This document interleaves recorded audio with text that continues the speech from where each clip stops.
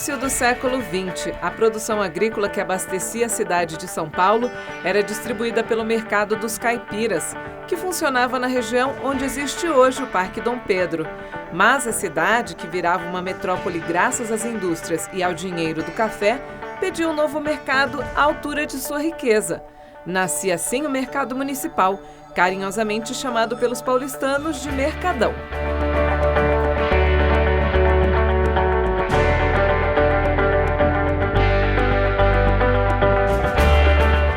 Visitar o Mercado Municipal é fazer uma viagem no tempo, é viver uma mistura de culturas. Você é convidado a fazer essa viagem conosco.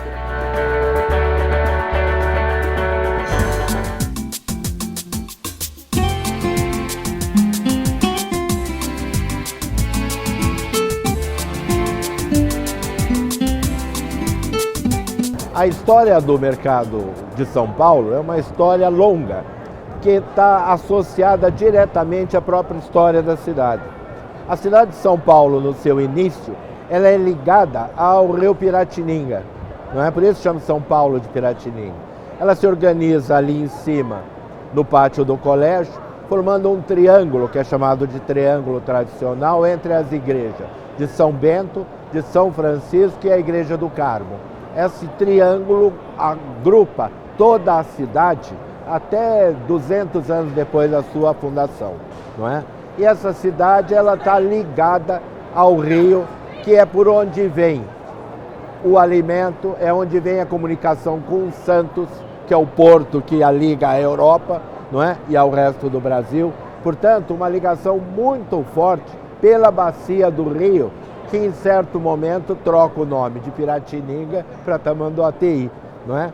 Que é este lugar. Portanto, a partir do triângulo tradicional, do pátio do colégio, a ladeira Porto Geral comunica com o lugar das trocas. Então sempre foi um lugar de trocas, não é?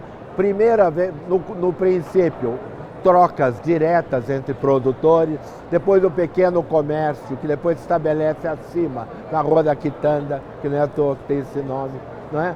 E esses diversos pátios vão ficando cada vez mais sofisticados na medida que a cidade fica mais sofisticada, a cidade fica maior e a própria produção de bens, de alimentos, fica também mais complexa. Num certo momento se faz o primeiro estabelecimento edificado, não é, que foi o primeiro mercado, que é na Rua da Cantareira, aqui do lado, menor, não é? Pouco à beira do antigo córrego do Anhangabaú, que passa onde hoje é a 25 de março, não é? Então, esse primeiro mercado que depois é substituído por este maior.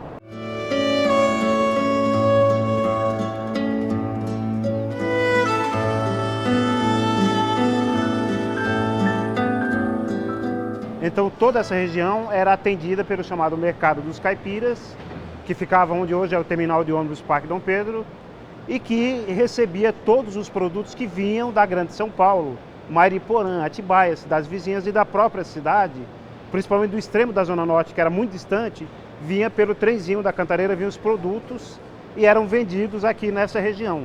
Então essa sempre foi uma região onde o comércio foi muito forte, né, tradicionalmente, né? Isso foi por volta de 1928, o prefeito se chamava Pires do Rio, e ele teve a ideia, então o Mercado dos Caipiras tinha sofrido um incêndio, que praticamente o destruiu, e ele teve a ideia de fazer um novo mercado, mas que mostrasse a pujança da cidade. São Paulo era então a metrópole do café, uma cidade enriquecida pelo café, que já estava industrializada e que queria ser uma espécie de uma Paris dos trópicos. O escritório do arquiteto Ramos de Azevedo foi contratado para a construção do novo mercado municipal. O projeto deveria incorporar novas regras higienistas, motivadas pelo receio com surtos epidêmicos ocorridos em diversas cidades brasileiras naquele período. Um dos arquitetos do Ramos de Azevedo faz esse mercado, que inicia em 1928, vai até 1934 mais ou menos, não é? E tem como instância cultural, como imagem, como proposta, não é? Recuperar aquilo que a elite da cidade na época tinha como ótimo, que era uma visão francesa do que era boa arquitetura, né? Então, claramente, a gente olha e identifica como algo de francês aqui.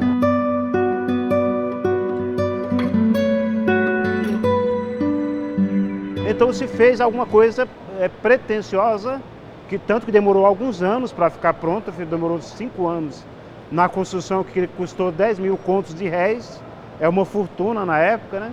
Então uma grande estrutura para uma cidade que queria se mostrar poderosa, uma cidade que queria se mostrar rica e que de fato naquele momento histórico era uma cidade poderosa, uma cidade com indústria possante, a mais importante da América Latina, e uma cidade que tinha muitas características que lembravam as capitais europeias, graças ao dinheiro do café, os donos, os barões do café enriquecidos, que construíram uma cidade que guardava semelhança com uma espécie de uma Paris dos trópicos, né? O responsável pela obra do mercado municipal foi o arquiteto Felisberto Ranzini, que trabalhou por mais de 40 anos no escritório de Ramos de Azevedo. A obra contou também com a colaboração do artista russo Conrado Sorgenit Filho, famoso pelo trabalho realizado na Catedral da Sé e em outras 300 igrejas brasileiras. Ele é o autor dos 55 vitrais que mostram vários aspectos da produção de alimentos.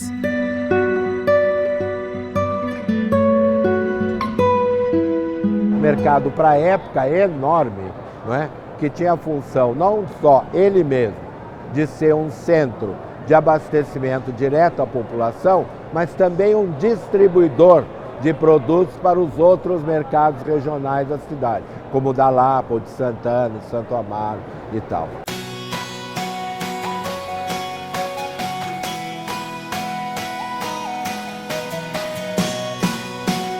O Mercadão é algo histórico, turístico, deslumbrante, surgiu na década de 1932, na Guerra de 32, serviu como base para armazenar armas durante um ano, durante o período de guerra, e foi inaugurado no aniversário de São Paulo em 1933.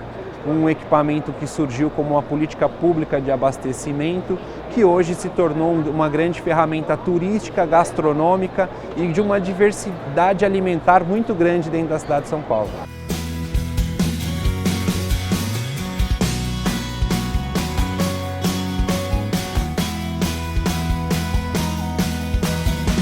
Ele era um entreposto, na verdade ele era um centro de distribuição, ele fazia o papel que hoje é executado, por exemplo, pelo CEAGESP, que surgiu lá pelo fim dos anos 60, né? Ele era o grande entreposto, o grande local de distribuição, e como ele era central, estava ao lado da ferrovia, era servido por uma grande rede de bondes, os chamados bondes cara dura, que tem essa cara porque eles eram abertos e muita gente não pagava, pulava do trem, pulava do bonde antes de ser cobrado, né? Então por isso que era o bonde cara dura, né? Então era um centro de abastecimento e de abastecimento de produtos de alta qualidade, né? Já tinha os boxes, tal, uma grande quantidade de lojistas começando a se instalar.